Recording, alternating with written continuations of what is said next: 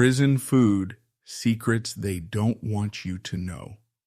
The meal that made inmates revolt. Imagine a tray sliding through a steel slot. On it, a lump of something gray, rubbery, and smelling like burnt plastic. This was supposed to be dinner. But that night, hundreds of inmates at one of America's toughest prisons looked down at their trays and snapped. Food so disgusting, so rotten, that prisoners began hurling trays at guards. Fights broke out, and within minutes the cafeteria turned into chaos. This wasn't just about taste, it was about survival. Some inmates swore the food was making them sick on purpose. Others claimed it was a silent punishment, a way to break their spirits. But here's the disturbing part. This wasn't a one-time event. Across the United States, in prisons from Rikers Island to ADX Florence, inmates whisper about the same thing. Hidden truths behind what they're forced to eat. And the question is, what exactly are they being fed? And why are these secrets so carefully buried? The hidden kitchen. Behind every prison meal is a kitchen most outsiders never see. Giant metal vats bubble with mystery stews. Frozen boxes marked not for human consumption have reportedly shown up in storage rooms.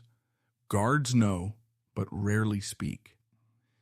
In one prison, an investigation revealed meat that was years past its expiration date, thawed and refrozen so many times it turned slimy. Inmates said they could taste the chemicals like bleach on their food, but if they refused to eat, they risked starving. Then came the story of the loaf. Officially called Nutri-Loaf, it's a punishment meal given to misbehaving inmates. It's made from mashed vegetables, beans, and stale bread, all baked into a tasteless brick. Some prisoners described it as eating cardboard. Others said it made them vomit.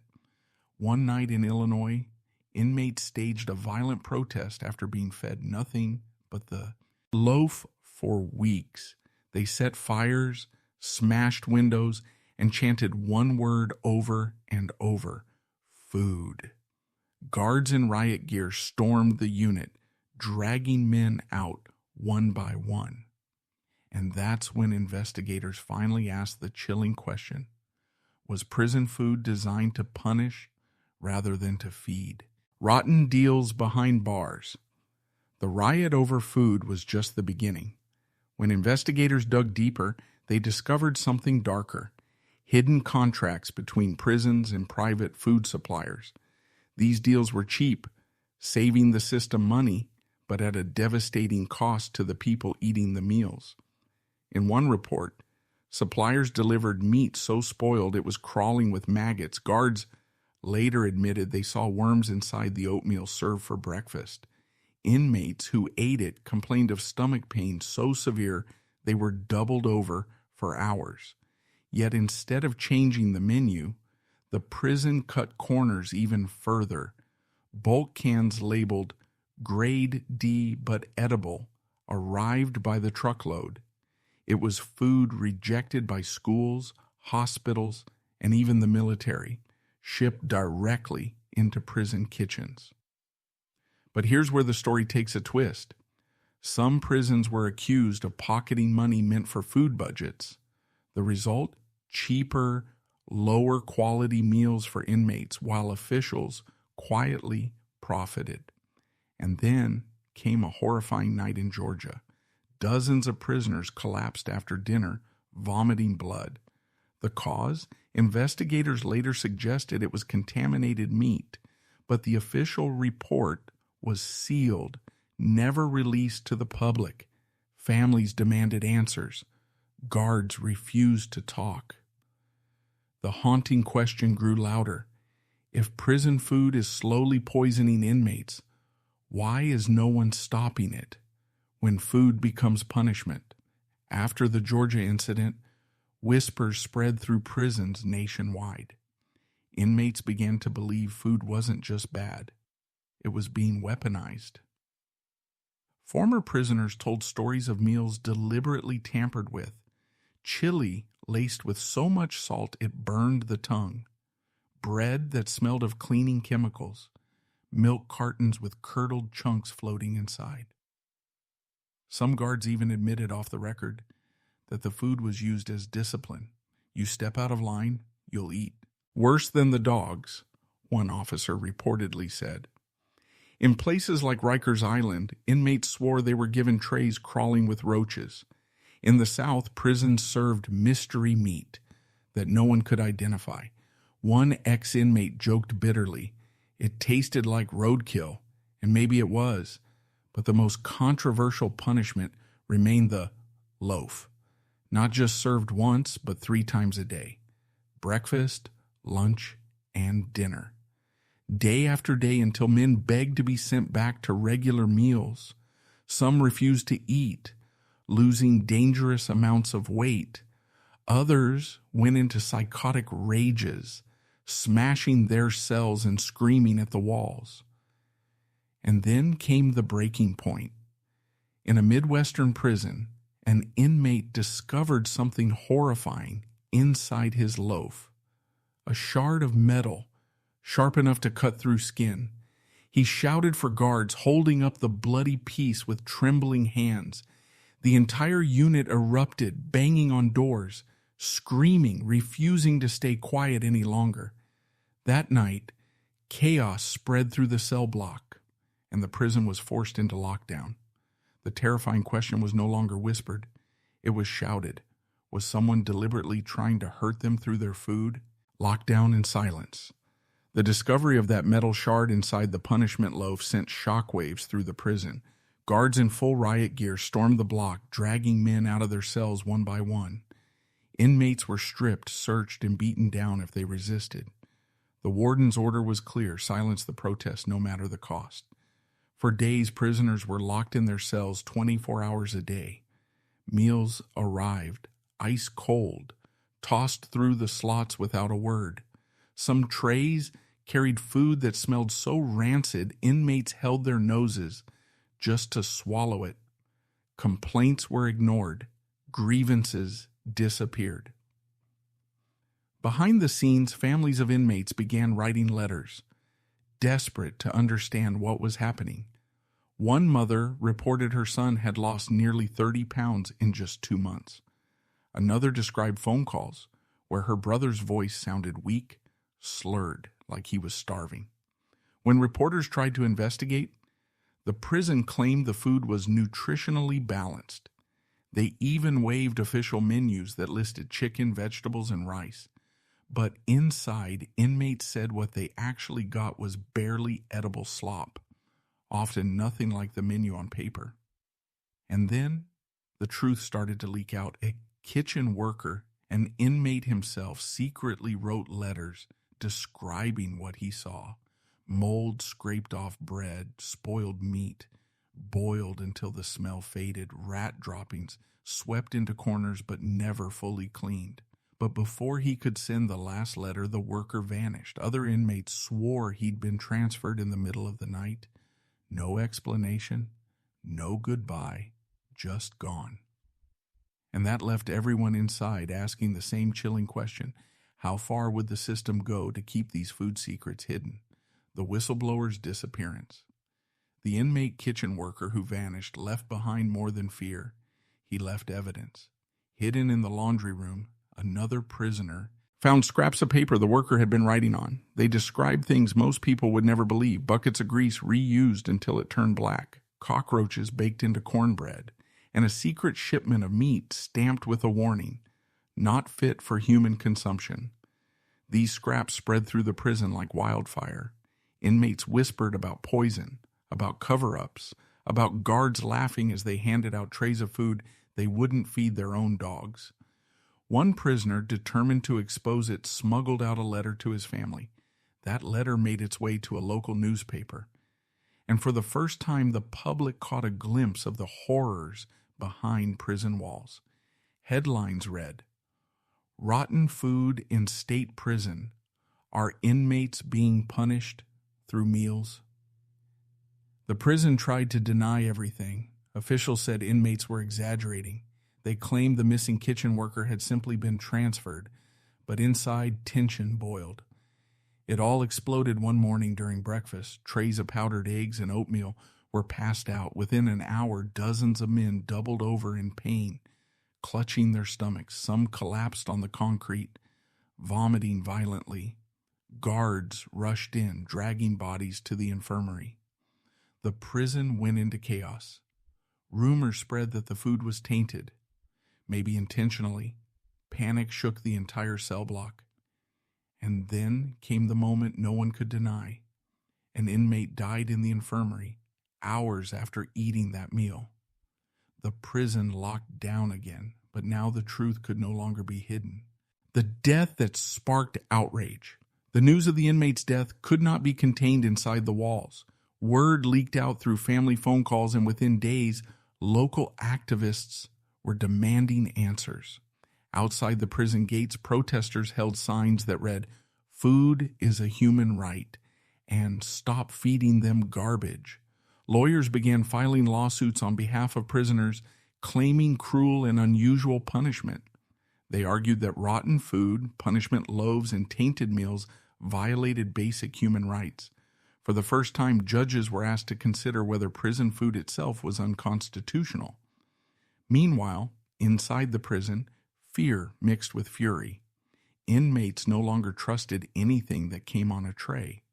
Some hoarded ramen noodles from commissary as their only safe option.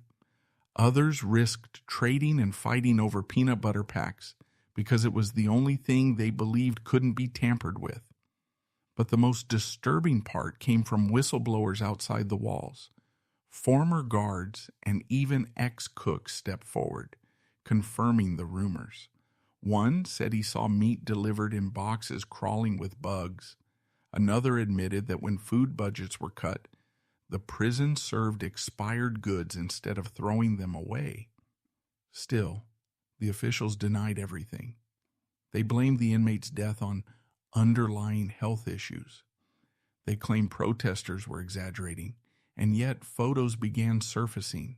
Grainy shots of moldy bread, slimy vegetables, and the infamous loaf that looked more like a brick than food. Then came a shocking revelation. A state audit revealed that millions of dollars meant for prison food had vanished. Officials couldn't explain where the money went. Families and activists were outraged. And just when it seemed like pressure was finally forcing change, another wave of illness swept through the prison, this time affecting not just inmates, but staff-wide. Ho ate from the same kitchen.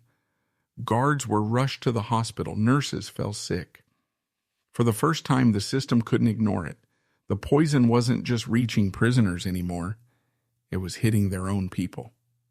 The outbreak no one could hide.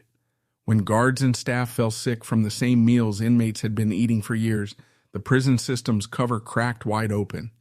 Ambulances lined up outside the gates. News helicopters hovered above, capturing images of stretchers being rushed into emergency rooms.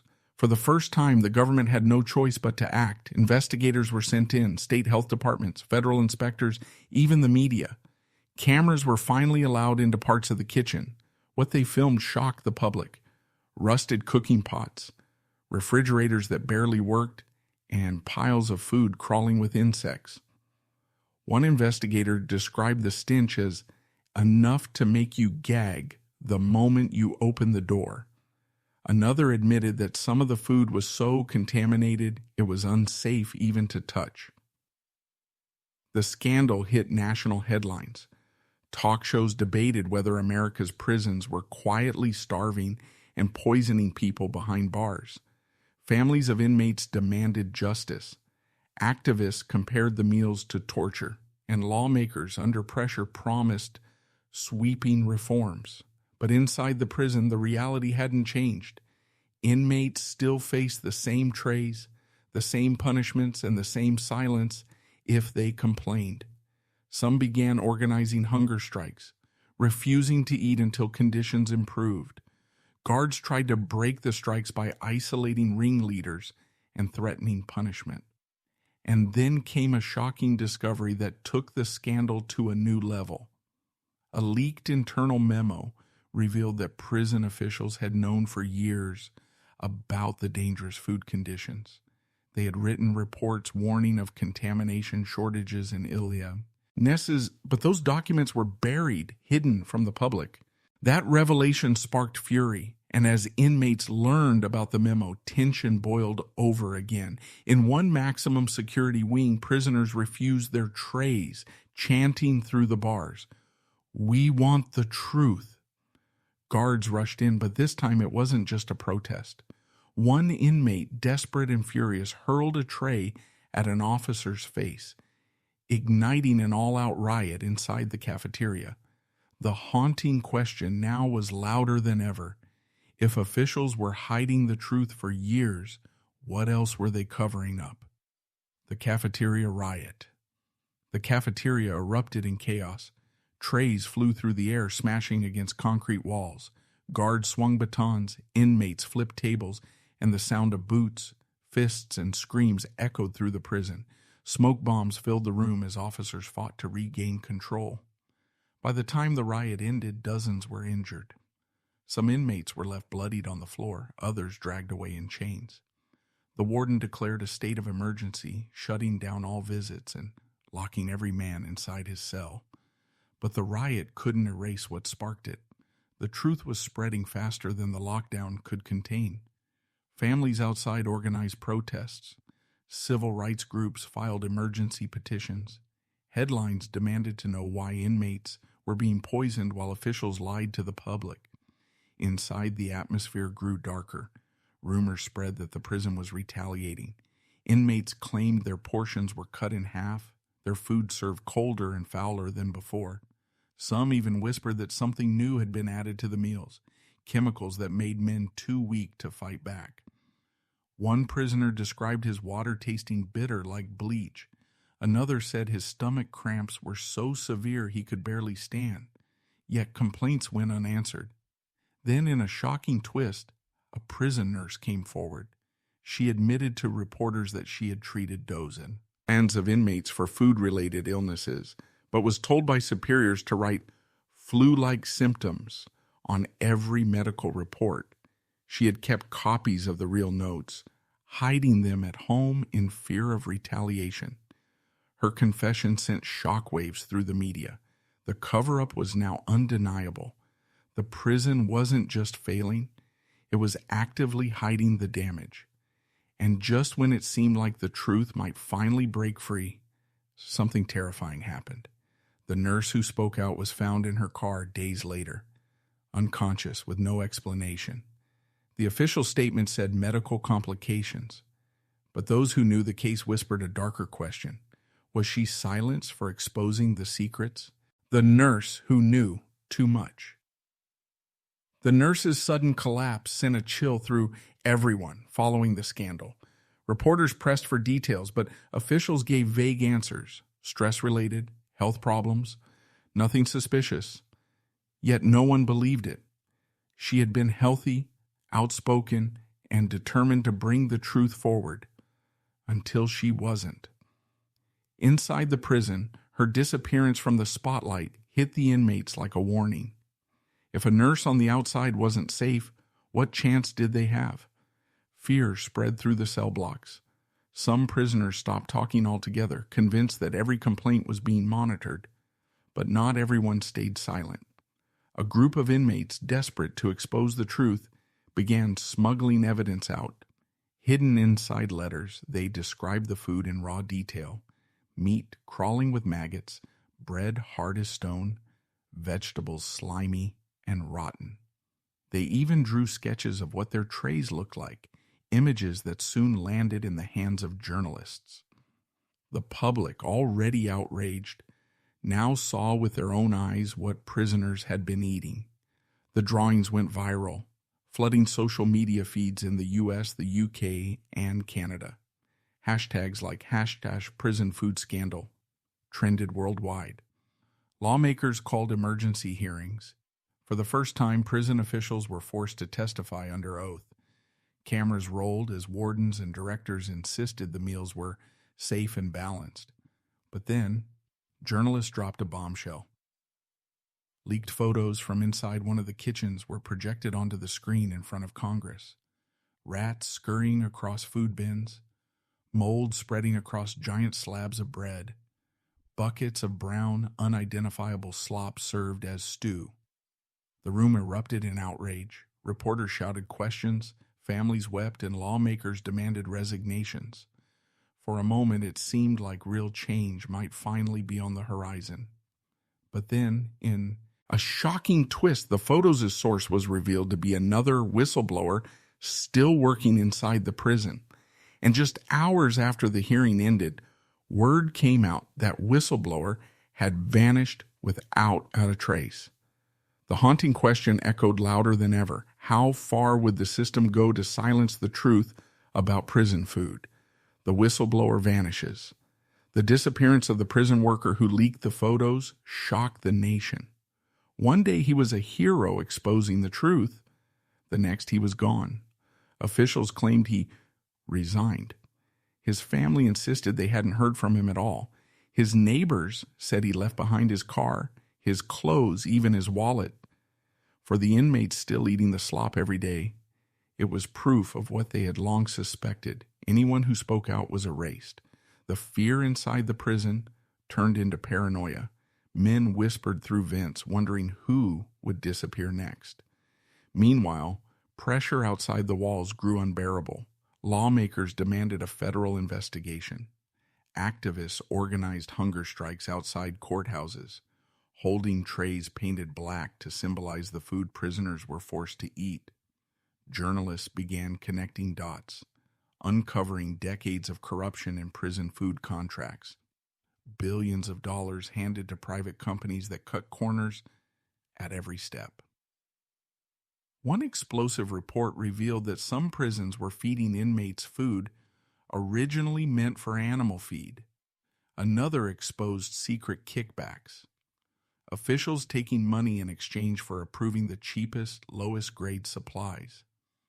But the most horrifying discovery came from inside the prison hospital. Medical records leaked by an anonymous doctor showed a spike in malnutrition, stomach ulcers, and foodborne illness among inmates over the last 5 years. In plain numbers, it proved what inmates had been screaming for years. The food wasn't just bad, it was slowly killing them. When this evidence reached the public, outrage boiled over. Protesters flooded city streets. Families of inmates gathered at state capitals, demanding justice. News anchors declared it the biggest prison scandal in decades. And then the story reached the highest level. The Department of Justice announced it was launching a nationwide investigation into prison food. Cameras rolled as top officials promised accountability. But on the very same night of that announcement, chaos erupted again.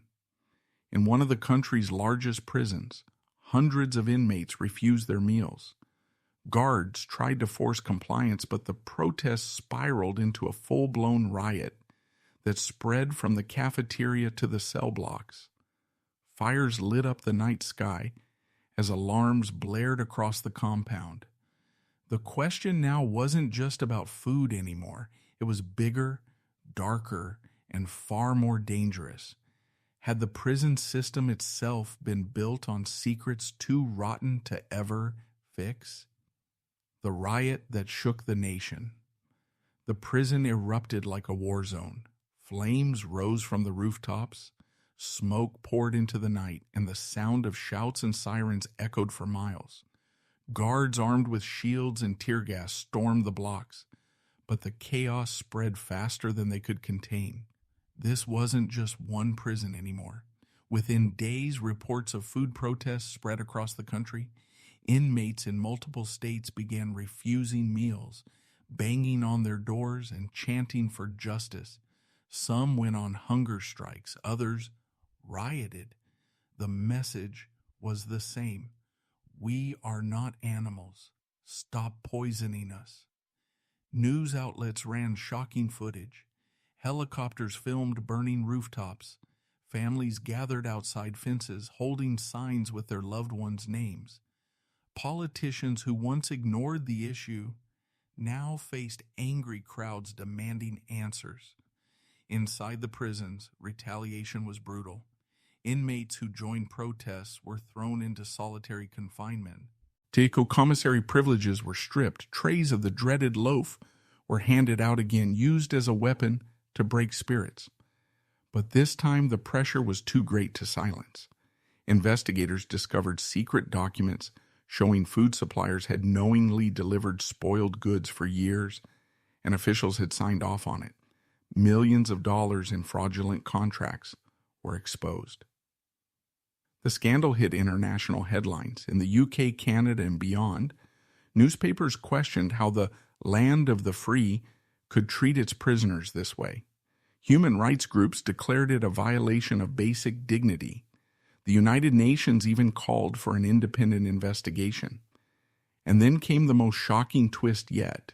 A leaked internal email, verified by reporters, revealed that high-ranking officials had debated reducing food budgets further, suggesting inmates could survive on less. The email described food not as nutrition, but as a tool for control. The revelation sparked outrage worldwide, and inside the prisons, it fueled rage like never before. In one maximum security facility, hundreds of inmates overpowered guards, seizing control of an entire wing. As police and SWAT teams surrounded the prison, America faced a terrifying question. Had decades of prison food secrets finally pushed the system to the brink of collapse? When inmates took control. The takeover began with a breakfast tray. Inmates refused to pick them up. Guards shouted orders, but the men stayed still, silent. Then, like a spark in dry grass, the silence broke. Trays were hurled, doors were kicked, and dozens of men surged forward, overwhelming the officers on duty. Within minutes, an entire prison wing was in the hands of the inmates. Barricades were built from overturned bunks and steel doors. Sheets were tied together, draped like banners across railings. In red marker, one message screamed, "Food is freedom." Authorities outside scrambled to respond. Police cars lined the perimeter. SWAT teams positioned snipers on rooftops. Helicopters circled overhead, broadcasting live images to millions watching on TV. Inside, inmates recorded shaky videos on contraband phones. They showed trays of rotten food, cockroaches skittering across kitchen counters, and piles of untouched loaf bricks stacked like weapons. Those videos spread across social media within hours, sparking a storm of outrage. Families gathered outside the gates, chanting in unison, "We want justice." Protesters clashed with riot police, and the prison grounds became a battlefield, both inside and out. Officials tried negotiation. They promised investigations, better food, reforms, but the inmates, hardened by years of suffering, no longer trusted words. Their demands were clear: independent oversight, accountability, and the removal of corrupt food contractors. The standoff stretched into the night. Spotlights lit up the prison walls. Officers prepared for a violent raid. Inside, inmates prepared for the worst, knowing that once the gates were breached, blood would spill. And then, as the world watched live, an explosion lit up the cafeteria. Flames roared through the building, smoke billowing into the sky. The question wasn't just about food anymore. It was about survival. Had the fight for justice turned into an all-out war inside America's prisons? The fire that couldn't be contained. The explosion inside the cafeteria shook the prison to its core. Flames licked at the ceilings, alarms wailed, and smoke poured from shattered windows. Guards in riot gear stormed the compound while inmates fought to hold their ground. Tear gas filled the air, rubber bullets cracked, and the prison descended into chaos unlike anything seen before.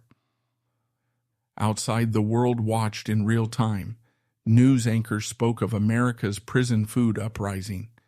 Protesters filled the streets in major cities holding trays painted black. chanting slogans of defiance. Politicians scrambled to distance themselves, promising reforms they had ignored for decades. When the smoke finally cleared, the cost was staggering. Cells were destroyed, men were injured, and lives were lost. But the message was unshakable. The food scandal had ignited something bigger than anyone expected.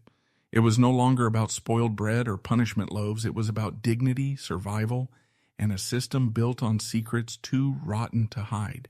The rotten truth. America calls them correctional facilities.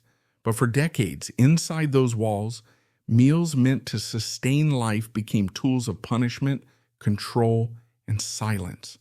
Rotten food, poisoned trust, hidden contracts, families left in the dark. The uprising wasn't just about hunger. It was about what that hunger represented, the stripping away of humanity, one tray at a time. And now the world has seen the truth. The question is, will the system change, or will the cycle of silence and suffering continue? One thing is certain. What began as whispers in the cafeteria has erupted into a national reckoning. And the haunting thought remains. If the food itself can be used to break a person, what else might still be hidden behind prison walls? So I'll leave you with this. Is prison food simply about feeding inmates, or is it about controlling them? Let me know your thoughts in the comments below. And if you want more untold stories like this, don't forget to like, share, and subscribe, because the next story might be even darker.